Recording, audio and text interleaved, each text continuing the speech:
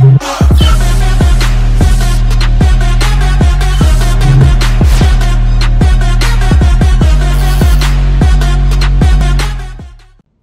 tout le monde et bienvenue à Ici c'est Hockey. On est de retour pour un autre mercredi des collaborateurs. Ce soir, grosse programmation alors que le match du Canadien se met en branle dans les prochaines minutes. D'abord, Félix Voyer, notre spécialiste du Vibe, a préparé quelques sujets intéressants pour nous. Parmi eux, on va parler de la transaction d'Anthony Mantha. Et Félix s'ennuie des spectateurs et pense que là, après un an, c'est là que ça a le plus d'effet là, sur certains matchs qui sont serrés. Il va nous en parler davantage à la fin de son segment.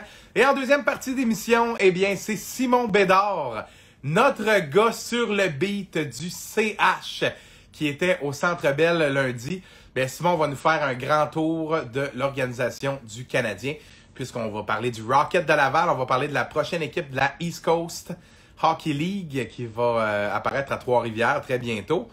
Et puis, Simon va aussi nous donner des nouvelles de Ryan Poehling, avec qui il a parlé aujourd'hui au téléphone, et de l'attaquant des Capitals de Washington, Daniel Sprong. Mais en première partie, c'est avec Félix Voyer qu'on s'entretient ce soir pour la première demi-heure. Et il m'envoie ça. Et là, notre spécialiste du Vibe, son segment, ça s'appelle « Autour d'un verre ». Parce qu'on le sait, Félix, dans la vie, organise des parties. Et puis là, il fallait que ça ait un lien là, avec son segment, évidemment. Là, je vais juste monter ça. Ça fait toujours ça. Quand l'invité arrive, on ne me voit plus les cheveux. Fait que Félix, faut que je te fasse, avant que tu présentes ton drink, je vais présenter le mien. Ben oui, ben oui. Un shout-out on a soif. OK, un shout-out. Okay, j'ai un shout-out. Et l'extrait, je vais le couper. Je le dis. Là, quand vous allez écouter l'extrait, vous allez voir que c'est vrai. Aha. Parce que je veux faire un shout-out à Guillaume Latendresse et à Maxime Lapierre, puisqu'on va voir leur très bonne bière, la Poche Bleue, ce soir, pour souligner leur premier anniversaire. Parce que ça fait un an déjà que la Poche Bleue fait des podcasts. Ça a été fêté hier, là, en fait. Okay. Et puis, entre collègues qui font des podcasts, hein, je me suis dit que j'allais fêter ça. Puis, tu sais, pour ton segment, tant qu'à avoir une bière, qu'est-ce qu'il y a de plus thématique que la bonne ale blonde du podcast La Poche Bleue? Il va falloir que du gars. OK. Il va falloir que tu goûtes. Ben oui, ben oui. Félix, qu'est-ce que tu bois ce soir? Moi, ce soir, on y va avec une petite Heineken format familial. Tout petit. Alors, straight from les Pays-Bas, on se débouche ça. Écoute, moi, je suis prêt quand t'es prêt. Et voilà. Santé, mon Matt. Bonsoir. Cheers, mon chum. Bon podcast, bonne soirée. Ben oui. Et tu es avec nous pour les 30 prochaines minutes. On a 5 sujets qu'on a préparés en préparation. Phil, attends, moi non plus, j'y ai pas goûté. Là. Je dis super bonne, blablabla. Là, mais regarde, c'est juste pour... Ouais, ça, c'est une bière de podcast. Là. Ah ouais, je pense que ça a été prévu dans la confection. Bon, assez tergiversé sur des sujets pas importants. Félix, en entrée de jeu, tu veux nous parler, tu as défini ça comme un coup de circuit réalisé par les Capitals de Washington lundi à la date limite des transactions, alors qu'ils ont fait l'acquisition de l'attaquant de 6 pieds 5 pouces, Anthony Mantha. Et il était en action hier avec les Caps qui ont écrasé leurs adversaires. Grosse victoire des Capitals 6-1, si je me trompe pas. Avec un but et une passe d'Anthony Mantha. Avec un but et une passe d'Anthony Mantha. Si vous n'avez pas vu le but, c'est tout un snipe. La passe, c'est une passe normale. Mais Félix, je veux savoir pourquoi tu as utilisé les mots coup de circuit. En fait, c'est que je regardais un peu en même temps de faire mes petits projets à la maison, l'émission spéciale des transactions RDS. Puis tout le long de l'émission, il se passait pas grand-chose. Il y a eu Taylor Hall à un certain moment, mais quand même, on commençait à dire que les Capitals de Washington étaient une des équipes qui est quand même peut-être prétendante à la Coupe Stanley, qui n'avait pas bougé. Juste au moment où, vers les 15h05, on a appris qu'Anthony Mantha... C'était vraiment un last-minute trade. Ouais, c'est ça, exact. Puis c'est un peu... tu sais, les Capitals ont donné beaucoup pour Anthony Mantha, mais ils reconnaissent en lui peut-être un potentiel de l'appuyer sur le deuxième trio avec TJ Oshie, avec le lancer qu'il y a. On se cache pas que sur un power play, ça va aller appuyer Ovechkin ou la deuxième unité. Puis, un gros coup parce que les Capitals ont mis tous leurs œufs dans le même plat. puis on dit on y va all-in cette année. Il reste plus grand temps, plus grand temps. À Ovechkin, Backstrom, style, là, tu comprends? On il y en a plus de fêtes qu'il en reste. Exact. Alors, le DG des Capitals, à mon avis, a dit bon, ben, regarde, tant qu'à y être, on y va pour de vrai. Puis, tu sais, ils ont échangé Jacob Vrana. J'ai les statistiques ici des deux joueurs, là, Manta et Vrana. Puis, c'est quand même similaire là, comme statistique. C'est 303 games joués pour Manta, 196 points. Puis, Vrana, c'est 284 games joués, 157 points. Tu vois, mais en plus de ça, les Caps ont envoyé un first pick en 2021, puis un deuxième pick en 2022. Et quand tu donnes ton premier choix avec Richard Panik, en effet, quand tu donnes ton premier choix, puis que le repêchage est dans quelques mois, puis que tu es dans les séries, c'est que tu t'attends à aller plus loin que le contraire. Là, et ça envoie le message aux autres formations que on y va pour la Coupe cette année encore une fois. Puis... On n'est pas en rebuilding, pas encore. Là. Exact. Ce noyau-là a encore quelque chose à donner. Puis on a vu les derniers matchs des Capitals, ils ont été assez dominants. Après avoir battu les Bruins, exact. Ils ont repris hier. Là, fait que, ouais. Puis je pense que du côté de Détroit, on avait fait le tour avec Anthony Manta. Ça faisait longtemps qu'on parlait de ça. Hein? Et peut-être une éventuelle transaction. Ça faisait un an ou deux que on entendait que ça allait pas super bien. Peut-être la relation aussi avec Eisenman. En fait, c'est que Manta, à Détroit, il était comme une pièce maîtresse de la construction de cette équipe-là. Tandis que là, il arrive à Washington, puis il y en a d'autres, des comme lui. Là, c'est passer de la pièce maîtresse à une des pièces du casse-tête. C'est ça, exactement. Fait que, écoute, je pense que les Caps, ils ont quand même fait une belle acquisition là-dessus. Puis, tu sais, contrairement aux Canadiens, jusqu'à la date limite, c'est sûr que on est allé chercher Eric Stahl, Merrill et compagnie, Gustafsson, mais la fenêtre se referme aussi tranquillement pour l'ère Price, l'ère Weber. On est à peu près au même endroit, en fait. Tu comprends donc? Que eux, là, en termes d'âge, là, les gars ont à peu près le même âge, puis il en reste peut-être 2, 3 autres bonnes saisons. Après, ça va devenir des joueurs de deuxième plan. Là. Donc, tu sais, Bergevin a décidé de ne pas faire de coup d'éclat, mais quand même, on négligera pas son travail. Là. Sauf qu'un coup comme ça, à la dernière minute, ça a été quand même un moment que j'ai retenu de la date limite des transactions. Bien, définitivement. Puis c'est une transaction. Tu l'as bien expliqué. Ils ont payé cher Washington, mais c'est un statement, cette transaction-là. Ça dit, nous, notre premier choix, c'est un deuxième, parce qu'on va se rendre loin en série. Fait que tant qu'à repêcher 29e ou 30e, ben, on va le donner alors que la valeur estimée est plus haute. Ben oui, exact. Alors que l'équipe espère qu'on ne se rendra pas trop loin en série. Fait que ça va pouvoir devenir un 23, 24e choix. C'est un move de confiance. Puis je suis d'accord avec toi. C'est toutes les œufs dans le même panier. C'est maintenant qu'on peut gagner du côté des Capitals. Puis j'ai trouvé ça. C'est un bon coup des deux côtés. Tu sais, on dit dans une transaction, des fois, en fait, souvent, c'est fair. Je veux dire, tout le monde qui connaît le hockey est conscient que Washington a payé cher.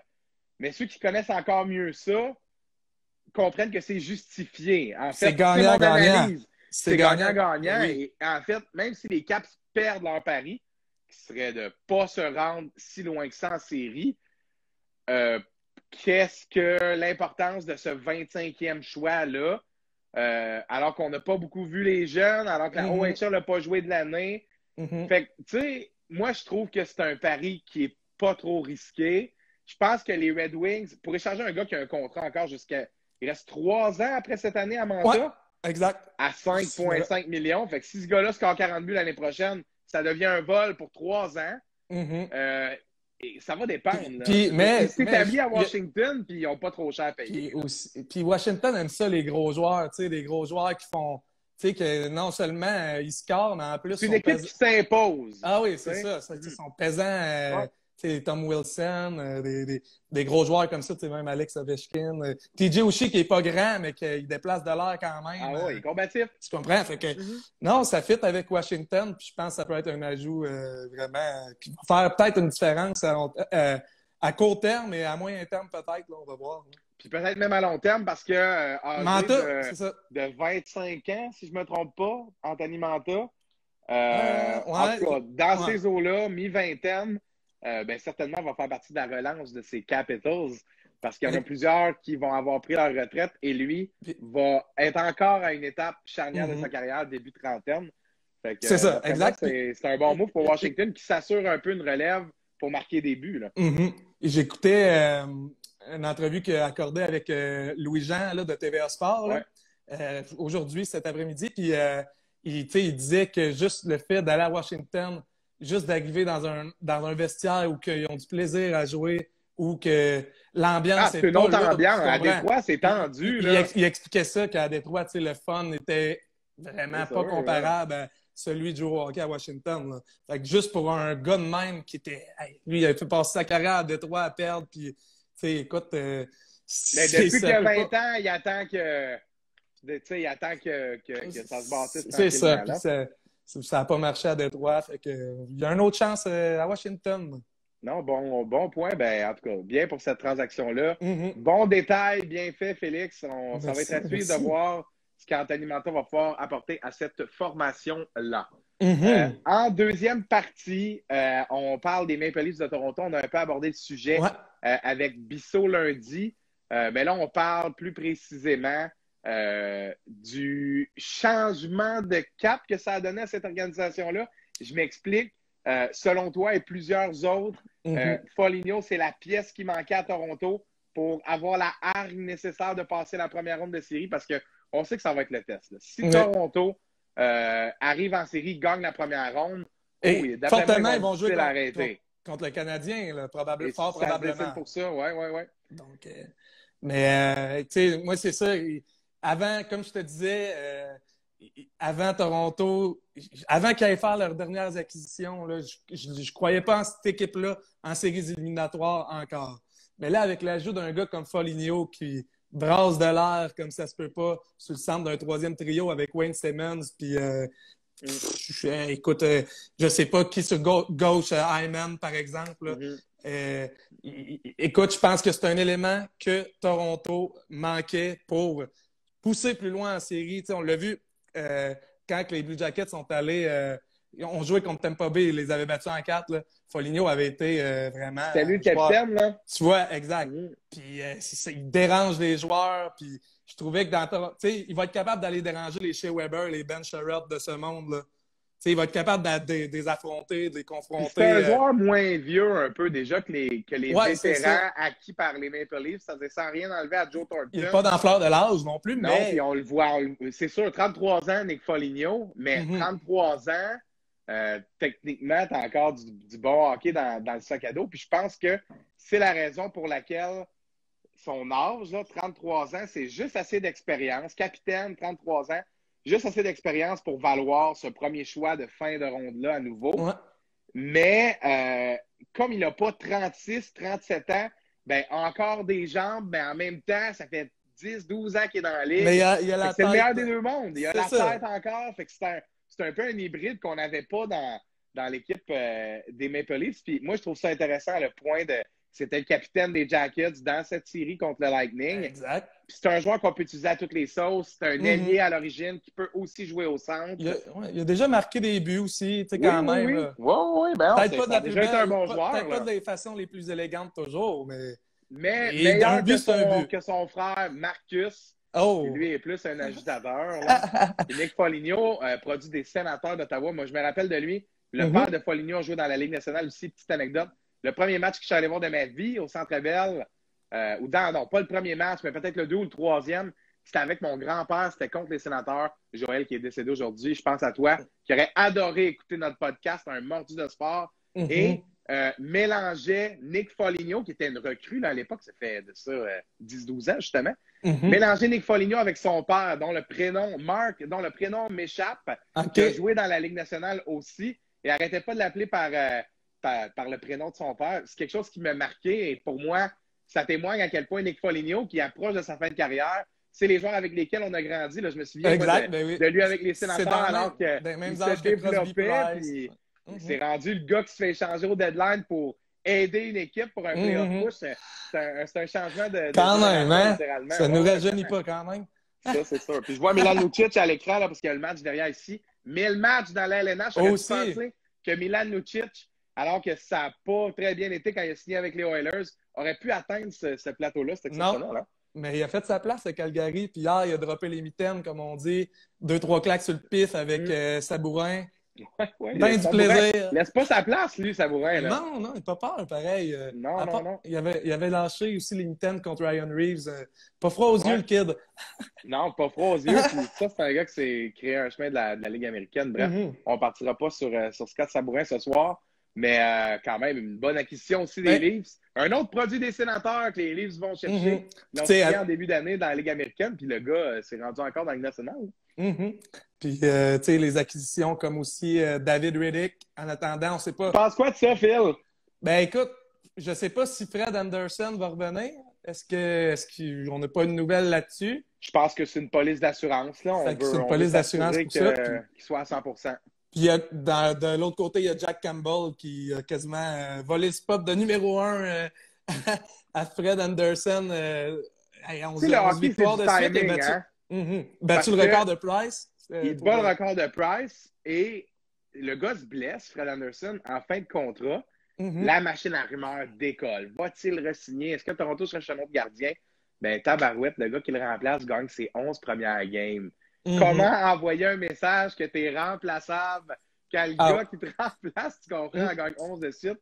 Fait que tout à fait. Moi, je suis d'accord avec le point que ça doit être une police d'assurance, mais on espère que Fred Anderson va pouvoir être de retour. Mais je pense que la situation devant le filet, les prochaines semaines vont en dire long. Parce que Anderson n'a pas un contrat assuré là, dans mon livre à moi.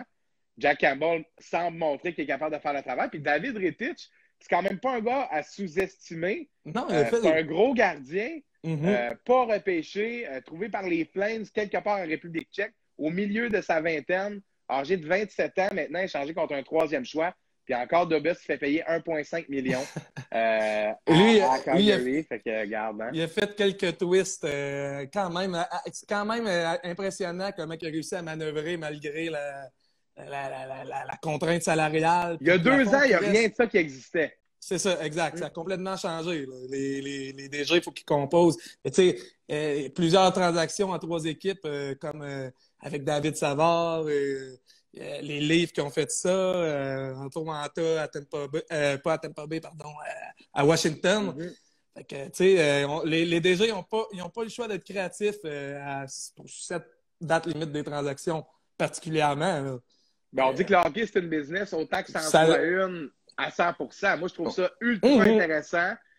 Ça devient, ça ajoute un côté de plus à la négociation. Côté business. Les DG doivent connaître les finances de leur club par cœur pour être capables d'être juste dans les négos. Est-ce que ce qu'ils proposent, ils sont capables, selon la réglementation, selon leur plafond salarial? Oh, tabarouette, méchant snipe, ça, je sais pas qui a scoré ça, là, mais tu sais, la pointe de Noah Alefin, méchante bin. 1-0 Flames. Pour ceux qui direct là où maman cache les biscuits. Écoute, direct. Puis maman, j'ai pas vu le tir. C'est quand je les ai trouvés la semaine passée, puis elle veut vraiment pas que je les trouve, là. C'est là. Ah ouais, OK. Là, c'est les Oreos double crème. Là. Non, mais je pense que c'est là au mythe, mais... Ah, OK, non, je l'ai pas vu. Il glisse sa bleue, puis un bon c'est direct dans le cheese. Ouais, dans le cheese. C'est là où maman cache les biscuits, mon homme? Non, solide. Ben, nous, on était un bon défenseur, mais ouais, là où maman cache les biscuits à 100%, j'envoie la reprise pour une 3e fois, là, puis méchant shot. Bon, ben, 1-0 Flames avec 15,59 à faire en première. Puis pour revenir sur ce qu'on disait... Gorgé. Ouais, gorgé. un but de l'autre équipe. Hey, pas gorgé. Ouais, c'est ça. Pour revenir sur ce qu'on disait... par rapport aux Maple Leafs, là, je te lance sur un sujet qu'on a abordé lors de tes 2 premiers segments. Puis, je pense pas que la première fois qu'on a parlé de ça, on s'attendait même pas à en reparler une autre fois, même pas une 3e fois. Je t'annonce qu'il va y avoir une 4e parce que si la prochaine fois qu'on se reparle, il n'est plus où est-ce qu'il est là, ben, il faut en parler. Ben S'il est encore là, il faut en parler quand même. Ça va se poursuivre pour une Dans podcast. Un mois, exactement. Et je parle ici de l'histoire d'Alex Galchenyuk, qui, je ne sais pas s'il a encore joué sur le premier trio des Leafs hier. En date du 13 avril, il l'était. En date du 13 avril, il l'était. Bon, ben, qui est encore sur le premier trio des Maple Leafs de Toronto.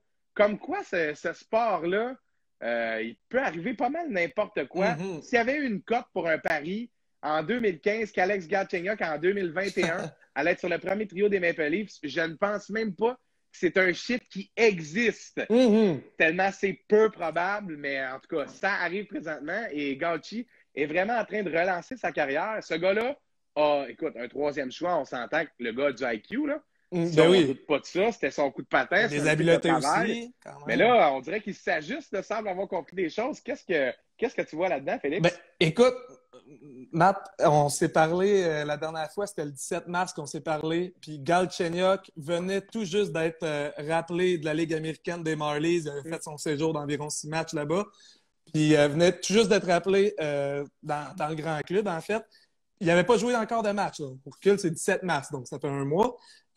Puis là, on se reparle un mois plus tard. Puis il a fait son tour sur la 2e ligne. Ça a bien fonctionné. Là, Nylander est blessé.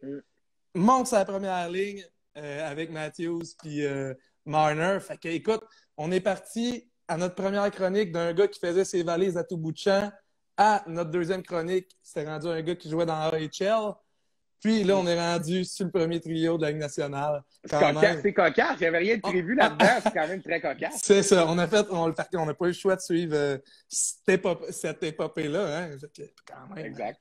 Combien de points pour Galchenyuk dans le grand club à Toronto? C'est quand même pas impressionnant son nombre de points. Je pense qu'il y a seulement un but avec les Maple Leafs, puis quelque chose comme 5-6 passes pour 7 points, je pense. Quand même. Puis quand même 7 points. On va se dire que les alliés avec qui il travaille, le centre et l'autre allié avec qui il travaille, c'est des gros noms. Mais la crème de la crème. Mais sûrement que, en fait, défensivement, il a amélioré son jeu inévitablement parce que s'il reste là, c'est que aussi il a compris des choses que peut-être quand il était à Montréal, quand il faisait son périple à travers toutes les équipes de la Ligue nationale, ne comprenait pas. Et c'est pour ça que les équipes te l'interchangeaient comme une bonne vieille paire de Barbettes. Fait que, non, là, écoute, il semble avoir fait sa place avec les Leafs pour de bon. Là, c'est sûr que Nylander va revenir. Je ne sais pas avec les nouvelles acquisitions qu'il va se retrouver. Puis dans le dernier match, ça a peut-être été plus dur, là, 2 défaites de suite. Peut-être que Sheldon Keefe va brasser la soupe un peu. On ne sait pas où il va se retrouver. Il joue demain, je crois, les Leafs. Oui, je pense que oui. Il joue demain, fait que ça reste à voir pour la suite, mais ça, c'est sûr qu'on s'en reparle, Matt. C'est quelque chose quand même rocambolesque. Ben oui, c'est exceptionnel. Oui. J'aimerais ça ajouter un petit quelque chose là-dessus. Par rapport à Galchenyuk, ce qu'il y a de particulier là-dedans, c'est que oui, le gars s'est beaucoup promené, pis ci, pis ça, mais moi, j'ai l'impression que c'est aussi une question de fit. Je comprends qu'il y a eu plusieurs chances avec différentes organisations, mais a l'air d'avoir trouvé un coach qui voit le talent en lui, voit quelque chose en lui. Puis ça, c'est extrêmement important. Là, parce que je veux dire, je comprends que le gars a eu plusieurs organisations pour prouver ce qu'il avait dans le ventre. Mais c'est toujours une relation à double courant. Je vais utiliser le fameux couteau à double tranchant. Je ne parle pas de la même chose. Là. Double courant, c'est-à-dire le joueur est dans une pente descendante par rapport à sa confiance, essaie de se retrouver, mais à chaque fois que le coach l'embarque sur la glace, il cherche l'erreur. Va trouver l'erreur, puis après ça, on va lui réprimander ça sans voir nécessairement ce que le joueur a bien fait. Je ne prends pas sa défense, mais ce que j'explique ici, c'est que s'il est arrivé dans différents systèmes de jeu où on ne voyait pas vraiment l'utilité de ce genre de joueur-là, et ce qu'il fait bien, c'est pas ce qu'on recherchait dans le rôle où il était employé, bien, ça fait que sa valeur a diminué, mais l'individu, le joueur de hockey, le potentiel n'a pas changé. Là. Il reste la même personne qui, malheureusement, a quelques expériences de plus à ajouter dans l'expérience de joueur de hockey, mais là, arrive sur une première ligne. Le gars est capable de jouer sur une première ligne avec des bons joueurs, plus que plein d'autres joueurs dans la ligue. Il a la vision, l'intelligence, le tir, mais je pense que quand le coach lui dit « Alex, je te monte dans la Ligue nationale, je te fais jouer ça à 2 avec Nylander, Tavares », il fait comme « OK, là, je suis à Toronto, ville de hockey. J'ai pas le choix. Là. Je me fais donner un spot ça à 2. » Ben, 1, j'ai pas le choix, mais 2, le coach me montre, il met ça à 2. Il met pas ça à 4, il met ça à 2. Peut-être qu'il va me donner un peu de power play. Il croit au talent. Ça veut dire qu'il croit que moi, avec des bons joueurs, ça peut me remettre dedans. Le gars a l'air d'avoir peut-être un petit 10 livres en trop. Peut-être qu'il va se mettre à faire plus de basic dans les entraînements. Il va peut-être retrouver son élite en termes de ce qu'il est capable de donner comme performance sur glace, mais aussi en termes d'attitude, parce qu'il se sent bien. Le coach fait confiance, il y a de la glace avec des bons joueurs, ramasse quelques statistiques, puis là, il est peut-être en train de voir, OK, si je fais bien les choses, ben, je peux me trouver un contrat, je pourrais éventuellement m'établir, puis la carrière qui s'est effondrée quand il a été échangé de Montréal, soudainement est de retour, puis écoute, il n'a pas 35 ans, Alex Galchenyuk, il a 26 ans, en route vers ses 27, et encore quelque chose à apporter à une équipe, moi j'en suis convaincu. Puis tu sais, dans son cas, une réputation aussi, ça se fait vite. Puis c'est plus dur à défaire qu'à refaire. Un sticker de paresseux, ça ne s'enlève pas. Voilà. Ça donc, s'enlève pas. C'est extrêmement bien dit ce que tu viens de dire. Il fallait qu'il travaille pour montrer qu'il est capable. Puis, tu sais, de ce que je vois, moi, à chaque match, ben, en fait, que j'ai vu des livres avec Alex Galchenyuk, il travaille, il fait les bonnes choses, puis c'est pour ça que sa place dans le line-up, je pense. Là. Ben, écoute, quand tu es premier dans ta division aussi, tu t'en vas direct vers les séries. Vous avez un sacré club, puis tu joues ça à first. Après avoir été échangé contre une 12 de bâton, ça donne le goût. On s'entend dessus? Fait que, on s'en reparle d'Alex Galchenyuk, mais c'est super intéressant. Moi, j'aime ça, ce genre d'histoire-là. La saga. La seule chose, c'est que là, j'espère que ce que je dis ne viendra pas me hanter si en série on joue contre eux et il marque un but gagnant. Maudit que je ne vais pas la trouver drôle. Surtout que dans une des équipes que tu ne veux pas qu'il score un but gagnant, c'est bien Toronto. Tu sais, Boston, c'est une chose, mais ça reste aux États-Unis. Il y a une rivalité. Toronto, là, c'est à côté. C'est notre rival. Autant au hockey que dans tout. Là. Au soccer, au Canada, anglais, français, tout ce que tu veux. Québec, Ontario, c'est la rivalité. Et là, le gars qu'on a choisi troisième en 2012, là-bas. On va voir gratuitement. Puis, ouais, on va voir s'il va nous faire mal. Bon, là, on enchaîne avec un petit sujet du Canadien, deux petits sujets du Canadien. Puis, ça joue au Centre Bell ce soir, fait que c'est un bon moment pour parler de ça. En préparation d'émission, on jasait des récents matchs serrés que le Canadien a joué. On parle, mettons, le but gagnant des Rick Stars en prolongation. Il y a eu quelques moments où ça a été très serré. Le dernier match contre les Leafs, alors que c'était 2-2, le Canadien a remarqué 3-2, mais je veux dire 3-2 en troisième, là, avant l'empty net, là, où c'était chaud. Là. Il tournait dans la zone, Marner, Nylander, ça tournait par là. Tout ça pour dire, alors que la pandémie a débuté, pas de fans dans les estrades, ça va, les joueurs veulent jouer, tu sais, on était arrêtés, ils voulaient jouer. Fait qu'il y ait des fans, pas de fans, qu'on joue dehors, en Afrique, n'importe où, on veut jouer au hockey. C'est ça. Okay. Tout est arrêté, tu sais. Tout est arrêté à ce moment-là. C'est une chance de jouer. À les faire jouer ensemble, c'était déjà exceptionnel. Là où on en est, 14 mois plus tard, tu crois à ça? La situation semble normale en pandémie, c'est-à-dire on est presque rendu habitué. Moi, je sortais de mon bureau tantôt au travail, puis je m'imaginais pas qu'on voit ma bouche. Tu comprends? Je suis tellement habitué qu'on voit que ça. Je m'imaginais pas dans un monde où je sortais de mon bureau sans mettre mon masque. Le seul endroit où j'ai un visage, c'est près de mon bureau. Ceci étant dit, je pense que les joueurs, en fait, les joueurs, comme tous les autres êtres humains qui vivent avec cette pandémie, sont rendus dans un contexte de normalité. Puis là, il y a quelque chose qui n'est pas normal, c'est que l'aréna est bien vide. Puis là, ça a un impact sur eux, sur leur performance, d'après toi. Encore plus qu'au début. Parce que là, il y aurait besoin peut-être d'un petit boost d'énergie. C'est ça. Puis au début, tu sais, l'été passé, dans la bulle, c'est un stretch de quoi, 1 mois, 2 mois, si tu te rends en finale de la Coupe. Fait que, tu sais, c'est un coup à donner, c'est 2 mois, straight pipe in the bout. C'est les séries aussi. Tu comprends? C'est les séries, il y a un enjeu important. Fait que là, de ce côté-là, pas de trouble. Après ça, il y a le début de la saison, en janvier, que les 4-5 premiers matchs, on a vu le Canadien, ça il avait hâte de jouer les 4-5 premiers matchs.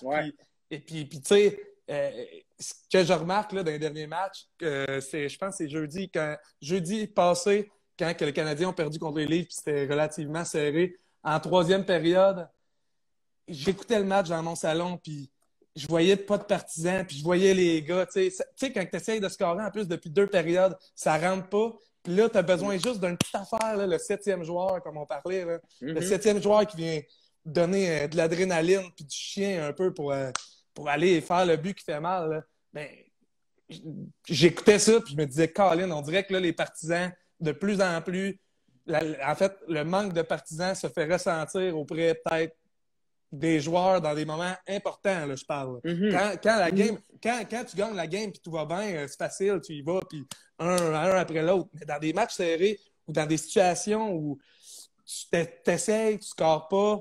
Puis il manquerait juste la petite affaire, là, tu sais. Je trouve que ça manque, là. Puis à l'ambiance, puis au spectacle, puis tout. Puis des fois, on n'arrête pas de dire ces commentaires. Tu vois les buts de Toffoli, des méchants goals, ou des buts spectaculaires comme ça en prolongation. T'imagines-tu s'il y avait eu, ben oui. 22 000 personnes, let's go! Tu sais, genre, en tout cas, moi, je trouve personnellement, comme fan aussi, ça commence à me manquer.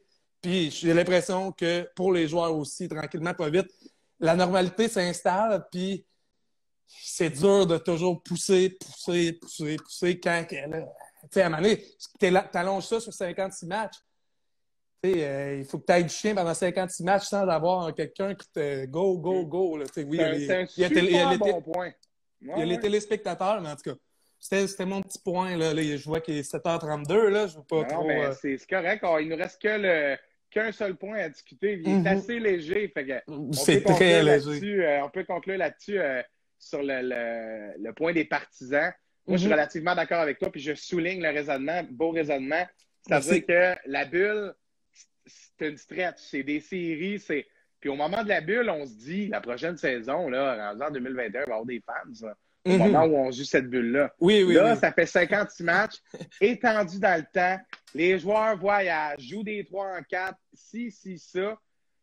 Je pense qu'au 55e match, là, on est chanceux, d'après moi, la route vers les séries ne sera pas trop serrée. Ça va être difficile à l'entrée en série. Faudrait gagner à soir, ça, c'est un sacré point. Gagner 3 des 5 prochaines, on ne serait plus dans le trouble. Mais ce que j'ai à dire par rapport à ça, c'est que comme le Canadien a relativement une bonne avance, ben il n'y aura pas la frénésie, 5-6 matchs avant. On va-tu les faire? Le Canadien risque déjà d'avoir assuré. Risque, là, je veux dire, je parle à travers mon chapeau, mais on s'entend que 3 matchs en main, 6 points d'avance, c'est pas fait, ça va bien. Là. Fait que si le Canadien ne se met pas à perdre, ça va bien. On en parle avec Simon plus tard dans l'émission, mais en tout cas, ça, c'est un autre point. Pour finir sur les partisans, dans un monde où le Canadien a besoin de gagner son dernier match de la saison, il n'y a pas de fans. Après cette saison éreintante-là, on part 3-2 à la maison. S'il n'y a pas un journaliste qui pose une question, c'est fans, il y a quelqu'un qui n'est pas honnête à quelque part. Là. C'est ça. Je suis d'accord avec ton point. Puis je pense qu'on l'oublie peut-être un peu. Au début de la pandémie, c'était garde, des pros, ils ont le droit de jouer au hockey. Tant mieux, mais garde, à un moment donné, ça commence à être difficile, les 3 en 4, la saison condensée. J'espère que pour l'année prochaine, ça débloque un peu parce que là. Pas des conditions idéales pour les joueurs. Pas en termes de performance, c'est sûr que ça a un impact, mais surtout en termes de motivation, de tout ce que ça donne en retour. C'est pas facile, là, être joueur de hockey professionnel, particulièrement pas dans la Ligue nationale. Puis avec des belles toiles là, bleues, puis rouges, puis grises, avec des commanditaires dessus pour ramasser un peu d'argent. En tout cas, c'est sûr qu'après 50 games, t'as compris. Là. Exact. Genre, en tout cas, quand les fans vont revenir, ça va faire s'il y a une autre pandémie, ça va faire encore plus mal parce que les gens qui vont avoir vécu pas de fans au début vont faire on souhaite pas ça, là. Non, je sais bien, mais faut se garder les deux yeux ouverts parce que ça a l'air qu'il y a toutes sortes de choses qui se passent dans ce monde moderne. Mais comme ici, c'est hockey et pas ici, c'est médecine. En fait, ça va donner ici, c'est coupe de cheveux. Ici, c'est coiffure. Ici, c'est coiffure pour la fin de ton segment. Parce que là, le Canadien, parmi ses nouveaux venus, en a un qui a, je cherche un bel adjectif, là, qui a une coiffure majestueuse. Ouais. On va dire ça comme ça. Mais oui. Puis je vais dire ça de deux autres manières. Court sur le top, long à l'arrière et ou connu sous le nom de Coupe Longueuil. J'ai parlé de John Merrill, qui a une belle moustache aussi. Là, non, c'est complet. C'est complet. L'expression. Parle-moi de ce que tu as retenu de son style. Ah ouais, ben là, c'est ça. Moi, j'ai pas vu souvent John Merrill à l'œuvre, fait qu'on va pas parler de son on va seulement parler de ce qu'il a l'air. On parle juste de la coiffure pour terminer. Fait que, écoute, une belle coiffure. J'ai l'impression qu'il arrive de Détroit quasiment sur le pouce avec son baluchon. Fait que, non, mais tu sais, tu dis en écoutant du harmonium quasiment. Ouais. Comme toi qui sors de la douche, Phil. Ouais, c'est ça. Ouais. Ça, c'est. Voilà.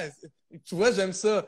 Puis, il a donné une entrevue à RDS, puis il parlait que c'était un lifestyle, lui. Tu sais, il a l'air de petit Joe Bontemps un peu qui arrive, puis chaque minute. Oui, il a dit ça, hein. Il a dit jamais je couperais mes cheveux Il a même été jusqu'à dire « It's a lifestyle », je l'ai entendu. Ouais, c'est ça. Ça, c'est coq, là. Il dit « It's a lifestyle », fait que tu vois, lui, pas question que Bergevin, il dit hey, « Tu vas me trimer ça, ta coupe de bassiste, là, c'est terminé. » là.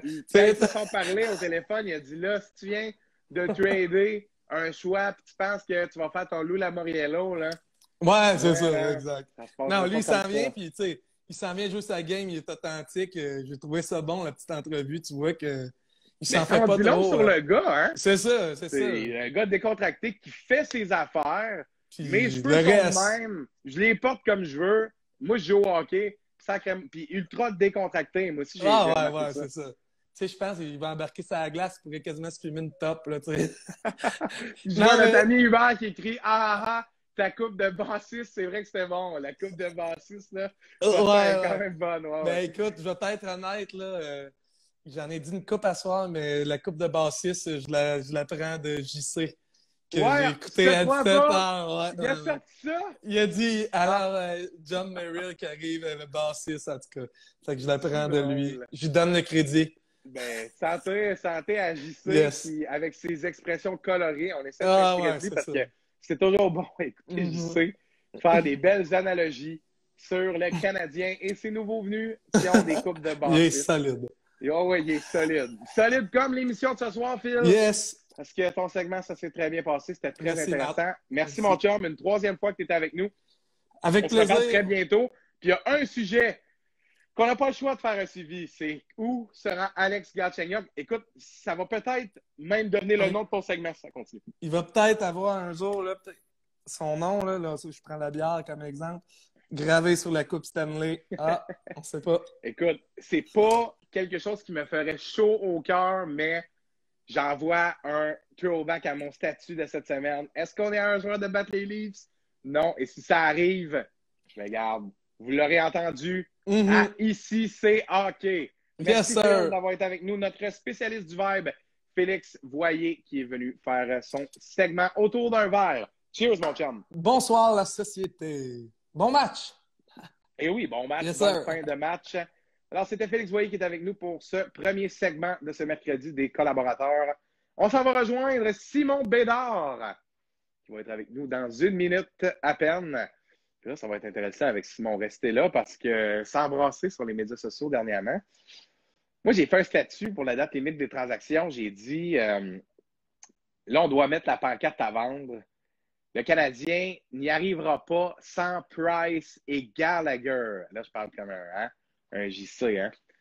Ben écoutez, je maintiens mon point, malgré la victoire de lundi. Et en toute fin d'émission, avec notre ami Simon Bédard, on pourra aborder ce point.